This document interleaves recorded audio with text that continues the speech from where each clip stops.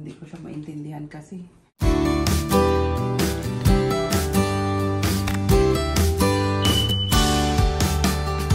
Wala lang yung red. Hi, good morning guys. Morning. Saan tayo guys? Saan tayo? Good morning guys. Good morning. Good morning. Hi Dane. Saan kayo gagala today? Saan ikaw pupunta, nak?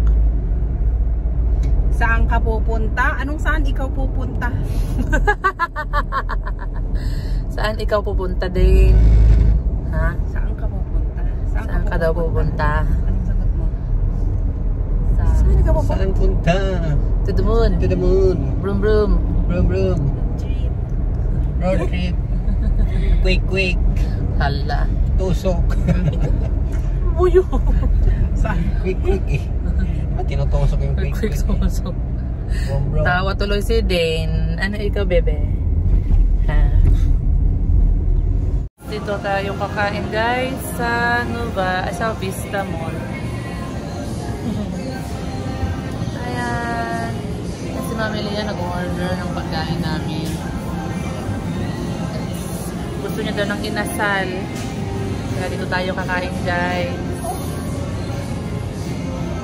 Nag-park pa si Papa eh. I want chicken. Anong gusto mo na? I want chicken. Ikaw, Ateneri. Chicken, syempre. Nakakain na tayo dito, di ba? Diba masarap yung kanilang chicken? Masarap yung kanilang chicken inasal. Pero iba po tayo nakaupo. Doon tayo nakaupo. Doon tayo umupo nung nakaraan. Doon tayo, nga dyan na tayo umupo nung nakaraan. Yan na yung order guys.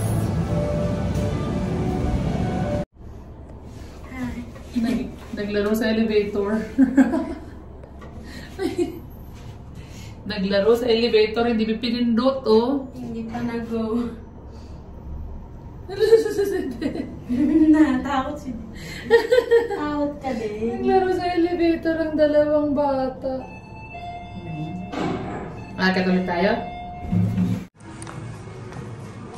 Mata!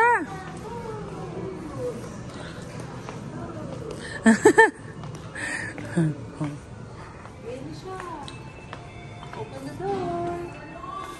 Sabi mo open. Wait lang anak, wait lang. Tara na. Ipagpunta naman natin sa taas. Wala na Inuha kayo. Siyempre sabi ni Den, si Papa kasi sabi niya pindutin ko, pinindot ko na tuloy. Bumaba kayo. Oo, sabi niya tuloy. Ano din ano? O, pindutin mo ulit din. Tama na uy. Paano ko ilalagay ito? Ito at ito. Ito. Ano ba yun? Yeah. Ito ata.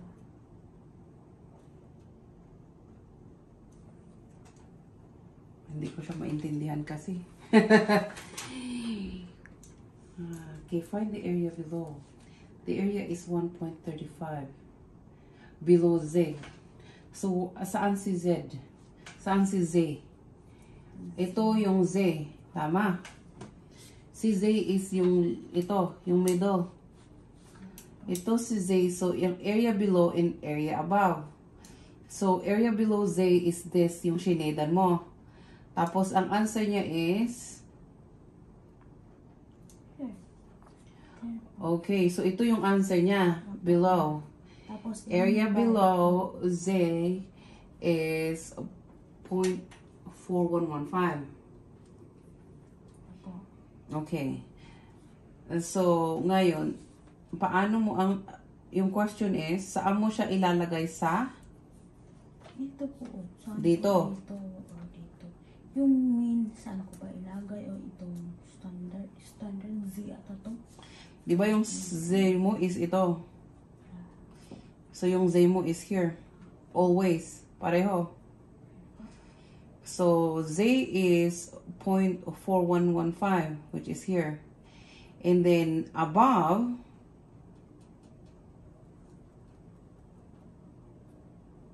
pareho ba silang dalawa? Parang pala. Ito lang po yung ano na. taas na lang po. Kita mo. Find the area below Z, which is equals to 1 minus 1.35. So, given ba ito, ne? O kinailangan mong i-complete? I-complete po siya. May bigay po sa amin na ano, here po. Hanapin sa GC.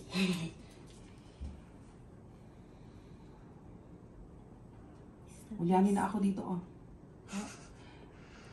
Lalo ako hindi ko yung maintindihan. Hindi ko kasi maintindihan yung ano yung formula. Wala akong makikitang formula kaya hindi ko maintindihan. Wala bang formula niya rin na binigay? Paano? Paano i-compute? Ito po, ano, yan.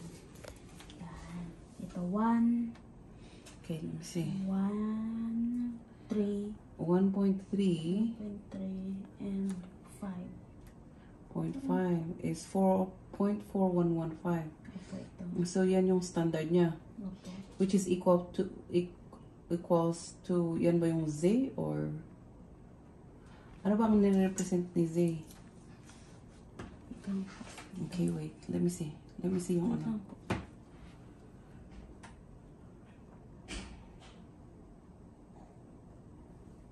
Hindi makita.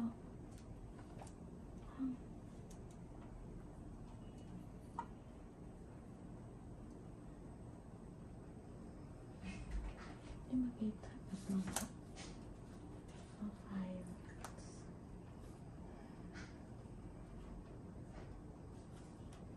So, if Z is 1, so Ginamito ko lang po kasi yun sa akin, ano, for example is, ano, ang hahanapin ko po is, below na lang po ito.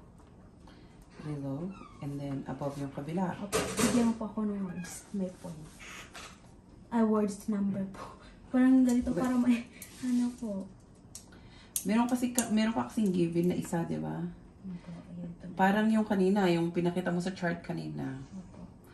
Yung standard niya is 4.4115, which is this one. Tama? Ito Sa yun. pagsisade na lang pala, ano po. Sa pagsisade. Kasi parang ito, meron kang standard. Which is the ito pala, ito yung standard mo, ito yung given. Ngayon, tinatanong niya kung ano yung ito at saka ito. Which is, ano yung left at saka ano yung right.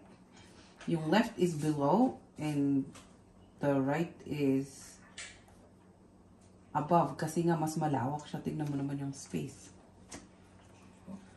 So, because this is given as 4 point, which is the same thing, tignan mo ang ginawa mo. Given din siya 4.115. Given din siya dito.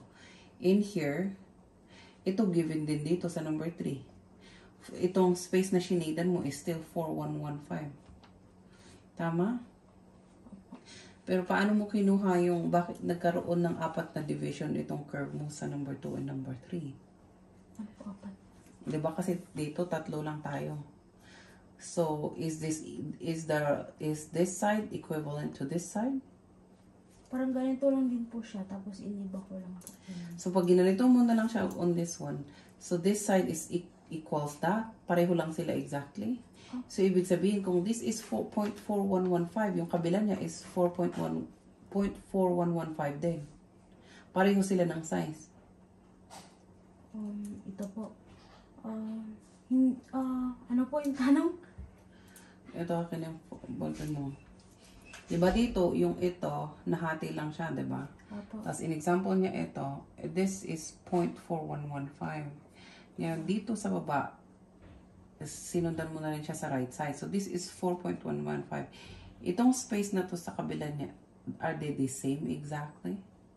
The same ba yung space na itong dalawa? Yung size nilang dalawa? Opo. So, 4.115 din itong kabila. So, ngayon, ang hinahanap mo ito.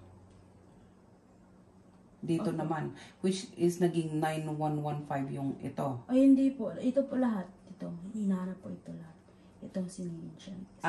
Yung shinadan mo. Kasi dito sa kabila, o dito sa taas, ano pa po? ang shinadan mo dito sa taas, yun yung, ano to? Yung, ito po. ito yung given na minus 1.35. Negative. Negative. Opo, Ito yung negative. So, tapos lumabas na ito na 4.115. So, ngayon, without this, ano naman ang tatlong ito?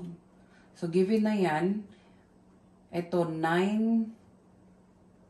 Ito po, iba po din po sa ito kasi ito po is, minus ko lang po siya sa 0.5. Tapos ito naman po is pina-plus ko po kasi dalawa po sila. Pinagpa-plus mo Opo, yung... pina-plus ko po. Ito pa minus. Ito pa minus. Ito po plus.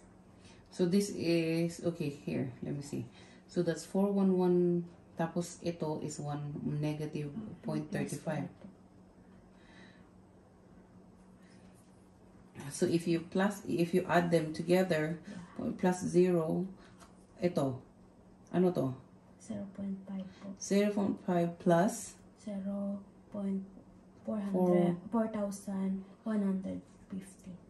and that's equivalent to this one. And then plus this one, or 91%. So, Ito po sa ano niya po, sa standard or mid, I don't know. So, parang ito, kasi 50% ito, di ba? From here, 50% siya pag ganun. From here naman, 50% siya pag ganun.